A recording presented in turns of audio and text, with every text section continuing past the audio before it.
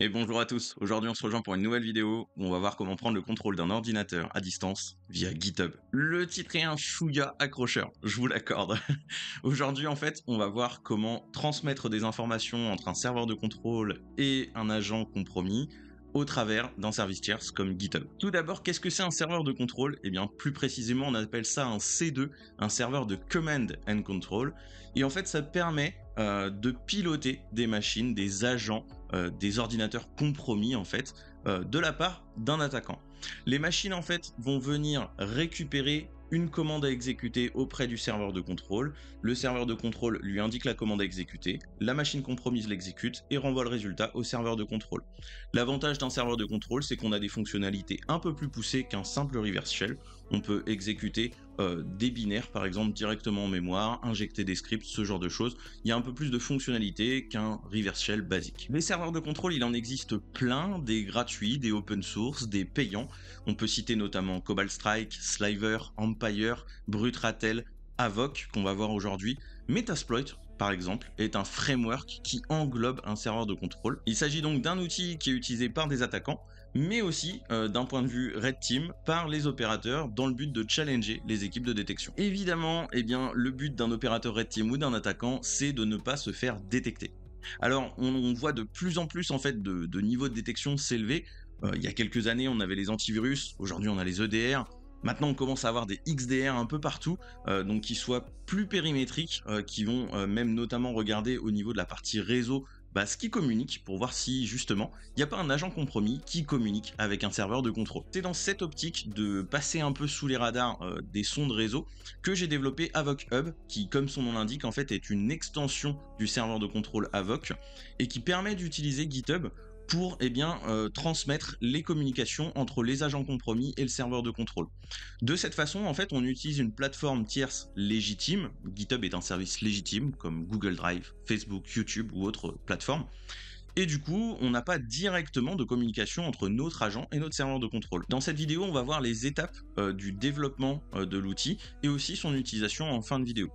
La première chose que j'ai faite, c'est aller directement sur le site de Avoc, dans la partie documentation et voir comment interagir avec la partie external C2, la partie API, ok, la partie service API. Il n'y a pas beaucoup d'infos en fait. Bon, effectivement, la documentation de Avoc est pas ultra claire, mais on a quand même des choses existantes. On a par exemple PyHum, qui est en fait un client Python qui permet de communiquer directement avec notre serveur de contrôle. Donc ici, on a déjà en fait un agent Python qui est existant. Et également, on a un client API ici, AvocPy, qui permet de communiquer avec un service, avec un external C2, donc un listener de type external C2 au travers d'un service. Il y a également le très bon repo GitHub de Saad Allah qui montrait comment faire un GitHub C2. Donc là, c'était donc du simple reverse shell. Ce que j'ai fait, c'est que du coup, j'ai assemblé un petit peu tous les morceaux ensemble. J'ai pris la partie GitHub C2 de Saad, j'ai pris le service API de Avoc qui est sur la documentation, j'ai pris le client PyHum, j'ai fait une grosse tambouille avec tout, et au final, ça fait un truc un peu dégueu, mais qui fonctionne. Si on va voir notre dépôt GitHub, on a une petite capture d'écran qui montre comment ça fonctionne. Ici, on a l'explication détaillée. Notre serveur compromis, exécute notre agent. Cet agent va inscrire des données sur la plateforme GitHub.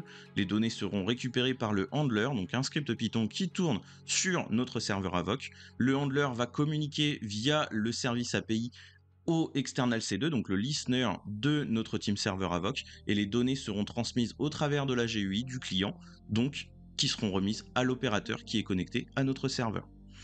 Il faut évidemment se créer un token GitHub, c'est une clé d'API, exactement comme d'autres plateformes tierces le font.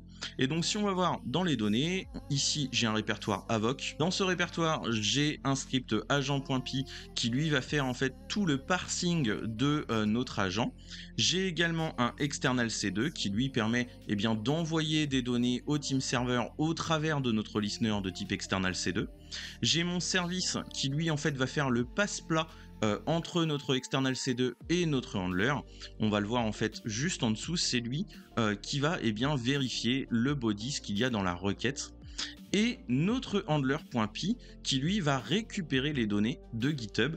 Il va essayer de les parser pour savoir ce que veut l'agent. Est-ce que c'est juste un check-in avec un get task? Est-ce que c'est un envoi de résultats? Et en fonction de ça, eh bien, il va communiquer avec notre service pour renvoyer la donnée. Et enfin, on a notre agent.py qui lui est l'agent qui tourne sur notre serveur compromis. De la même façon, eh bien, j'ai les données de GitHub avec notre token, notre owner, notre name. Je vais tout simplement créer une issue et inscrire des commentaires à l'intérieur encodés en base 64. Dans un premier temps, je vais faire une action de register, donc je vais m'enregistrer auprès du serveur C2 et ensuite je vais faire ce qu'on appelle du get task. Donc je vais venir beaconner à intervalles réguliers. Je vais venir demander à notre team server, est-ce que tu as des choses à me faire exécuter? Si oui, eh bien le team server de la même façon va venir inscrire un commentaire en base 64 pour me communiquer eh bien, la tâche de commande à exécuter. Le client, le agent.py récupère cette commande, l'exécute et transmet le résultat au travers de notre commentaire sur GitHub de la même façon. Si à présent je me consacre sur la partie démonstration, ici dans mon fichier de profil Avoc, j'ai un listener qui écoute sur le port 80. Juste en dessous, j'ai un listener de type external avec un nom et un endpoint.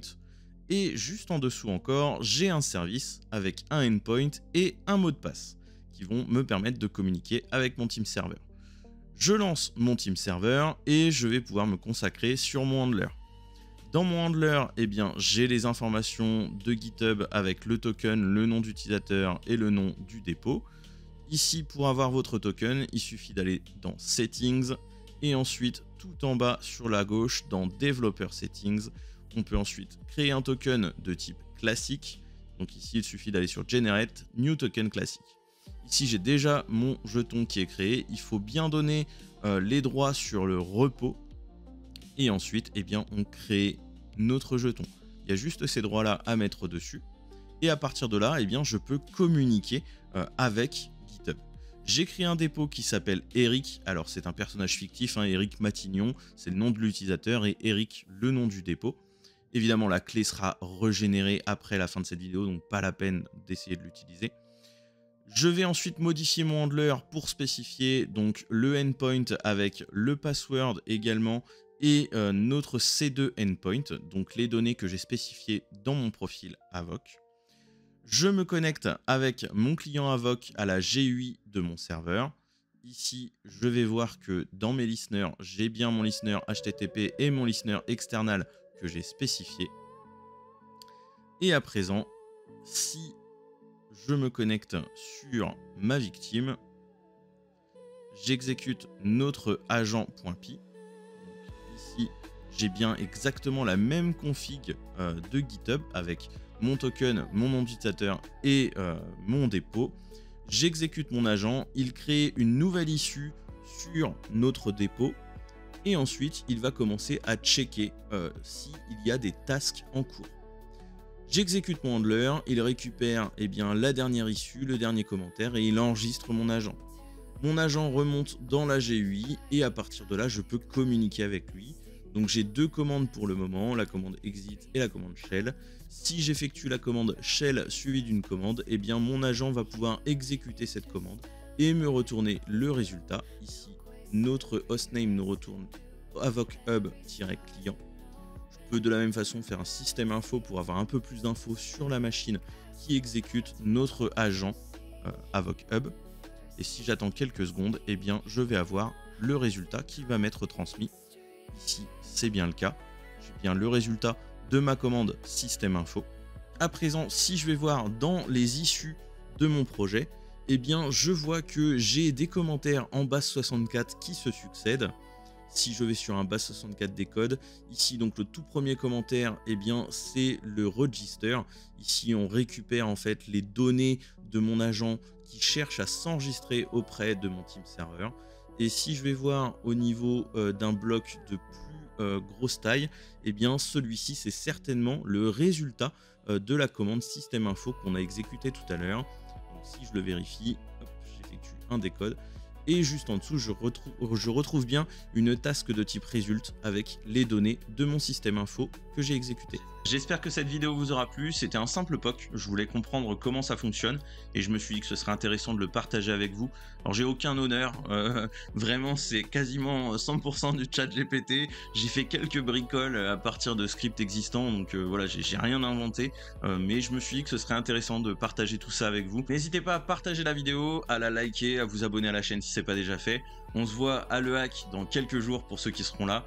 Moi je vous dis à bientôt pour de nouvelles vidéos et d'ici là, portez-vous bien.